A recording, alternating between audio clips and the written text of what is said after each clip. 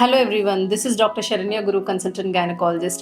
ఈ రోజు నేను మీతో ఎపిలెప్సీ కాంప్లికేటింగ్ ప్రెగ్నెన్సీ గురించి మాట్లాడబోతున్నాను. ఒకటికి కొంతమంది పేషెంట్స్ వస్తారు, వాళ్ళకి ఫిట్స్ ప్రాబ్లమ్తో సఫర్ అవుతూ ఉంటారండి. వాళ్ళు మేడం నేను ప్రెగ్నెన్సీ ప్లాన్ చేయొచ్చా, ఈజ్ ఇట్ సేఫ్ అనేసి అడుగుతారండి. It's a very valid question. యూజువల్గా ఫిట్స్ ఉన్న వాళ్ళు whether fits is under control or not with the medicines, అది ఫస్ట్ పాయింట్ చూసుకోవాలి. చాలా మంది 3-4 డ్రగ్స్ మీద ఉంటారు. They have to shift to the single drug and safe drug. Fits లో యూజ్ చేసే చాలా మెడికేషన్స్ బేబీకి సేఫ్ కాదండి. బేబీకి వెన్నుపూస డిఫెక్ట్, బ్రెయిన్ డిఫెక్ట్స్ అవి వస్తూ ఉంటాయి. ప్రీ కన్సెప్షనల్ కౌన్సిలింగ్ అనేది వీళ్ళకి చాలా చాలా ఇంపార్టెంట్. గైనకాలజిస్ట్ ని సంప్రదించి వాళ్ళు ఏం మెడిసిన్స్ వాడుతున్నారో చూసుకొని సేఫ్ మెడిసిన్ వాడాలి.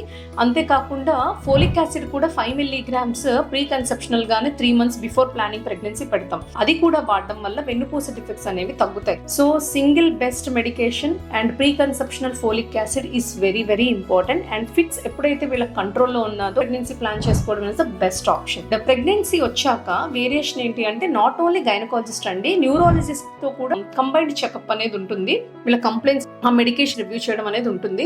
అండ్ చాలా ఇంపార్టెంట్ ఏంటి అంటే ఫిట్స్ మెడిసిన్ ఒక్క రోజు కూడా మానకూడదండి. ప్రెగ్నెన్సీలో చాలా మందికి వామిటింగ్స్ అది అవుతూ ఉంటుంది, దానివల్ల మెడిసిన్స్ తీసుకోరు అండ్ అది కేర్ కూడా తీసుకోరు, ఏముందిలే అని చెప్పి. నో, సడన్ గా ఫిట్స్ అప్షూట్ అయ్యే ఛాన్సెస్ ఉంటాయి.